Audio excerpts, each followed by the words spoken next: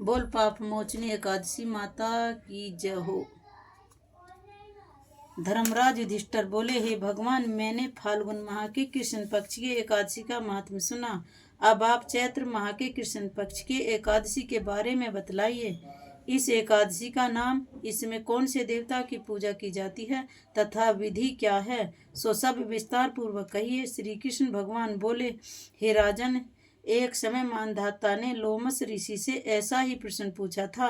तब लोमस ऋषि ने उत्तर दिया, हे राजन, चैत्र माह के कृष्ण पक्ष की एकादशी का नाम पाप मोचनी है।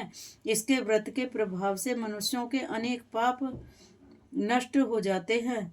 इसकी कथा इस प्रकार है। प्राचीन समय में एक चैत्रथ वन में अप्सराएं वास करती थीं।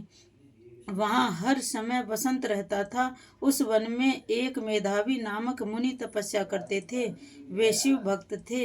एक दिन मंजू घोषा नामक एक अप्सरा उनको मोहित करने के लिए सितार बजाकर मधुर मधुर गान गाने लगी। उस समय शिव के शत्रु अनंग कामदेव श्री शिव भक्त मेधावी मुनि को जीतने के लिए तैयार हुए। कामदेव ने उस सुंदर अप्सरा के भ्रूण को धनुष बनाया, कटाक्ष को उसकी प्रत्यक्षा डोरी बनाई, उसके नेत्रों को उसने संकेत बनाया और कुचों को कुरी बनाया।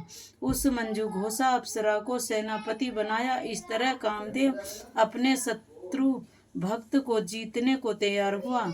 इस समय मेधावी मुनि भी युवा और हष्ट पुष्ट थे। उन्होंने यज्ञोपवीत तथा दंड धारण कर रखा था। उन मुनि को देखकर मंजू घोषा ने धीरे धीरे मधुरवाणी से वीणा पर गाना शुरू किया। मेधावी मुनि भी मंजू घोषा के मधुर गान तथा उसके सौंदर्य पर मोहित हो गए। वह अप्सरा उन मुनि को कामदेव से पीड़ित जानकर आलिंगन करने लगी। वह मुनि उसके सौंदर्य पर मोहित होकर शिव रहस्य को भूल गए और काम के वशीभूत होने के कारण उन्हें दिन रात्रि का कुछ भी ध्यान न रहा। एक दिन मंजू घोषा उस मुनि से बोली, हे मुनि, अब मुझे बहुत समय हो गया है, स्वर्ग जाने की आज्ञा दीजिए। उस अप्सरा के ऐसे वचनों को सुनकर मुनि बोले, हे सुंदरी, तू अब आज इस संध्या को आई है, अभी प्रातःकाल तक ठहरो। मुनि के वचनों को सुनकर वह उसके साथ रमण करने लगी और बहुत समय बीत गया। फिर उसने मुनि से कहा, हे मुनिवर, अब आप मुझे स्वर्ग को जाने की आज्ञा दीजिए। मुनि बोले, अरे, अभी तो कुछ भी समय नहीं हुआ है, अभी कुछ देर और ठहर। इस पर वह अप्सरा बोली, हे मुनि, आपकी रात्रि तो बहुत लंबी है। अब आप सोचिए कि मुझे आपके पास आए कितना समय हो गया। उस अप्सरा के वचनों को सुनकर मुनि को ज्ञान प्राप्त हो गया और समय का विचार करने लगे। जब रमण करने का समय का प्राण 47 साल 7 माह और 3 दिन ज्ञात हुआ तो उस अप्सरा को काल का रूप समझाने लगे। वह महान क्रोधित हुए और तप नाश करने वाली अप्सरा की तरफ देखने लगे। उनके अधर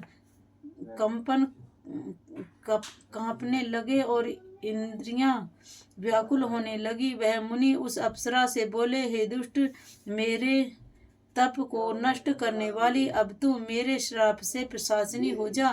तू महान पिशाचिनी और दुराचारणी है, तुझे धिक्कार है। उस मुनि के श्राप से वह पिशाचिनी हो गई।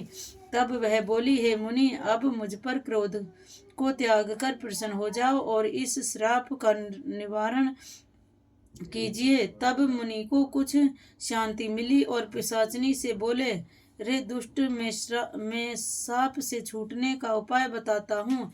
चैत्र माह के कृष्ण पक्ष की जो एकादशी है उसका नाम पाप मोचनी है। उस एकादशी का व्रत करने से तेरी पिशाचिनी की देह छूट जाएगी। इस प्रकार मुनि ने उसको समस्त विधि आदि बतला दी और अपने पिता च्यवन ऋषि के पास गए। च्यवन ऋषि अपने पुत्र को देखकर बोले, रे पुत्र, तूने यह क्या किया? तेरे समस्त पाप नष्ट हो गए हैं। मेधावी बोले, हे पिताजी, मैंने बहुत बड़ा पाप किया है, आप उसके छूटने का कोई उपाय बतलाइए। च्यवन ऋषि बोले, हे तात, तुम चैत्र माह के कृष्ण पक्ष को पाप मोचनी नाम की एकादशी का विधि तथा भक्ति पूर्वक व्रत करो। वचनों को सुनकर मेधावी ऋषि ने पाप मोचनी एकादशी का विधि पूर्वक उपवास किया। उसके प्रभाव से इनके समस्त पाप नष्ट हो गए।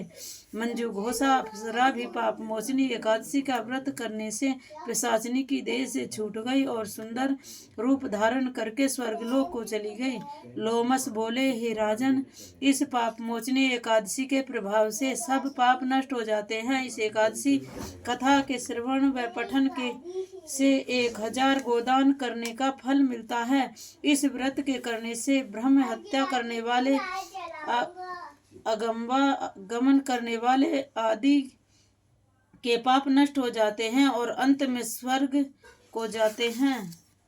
बोल श्रीमद् भागवत भगवान की जय हो। बोल विष्णु भगवान की जय हो। बोल पाप मोचनी एकादशी माता की जय हो।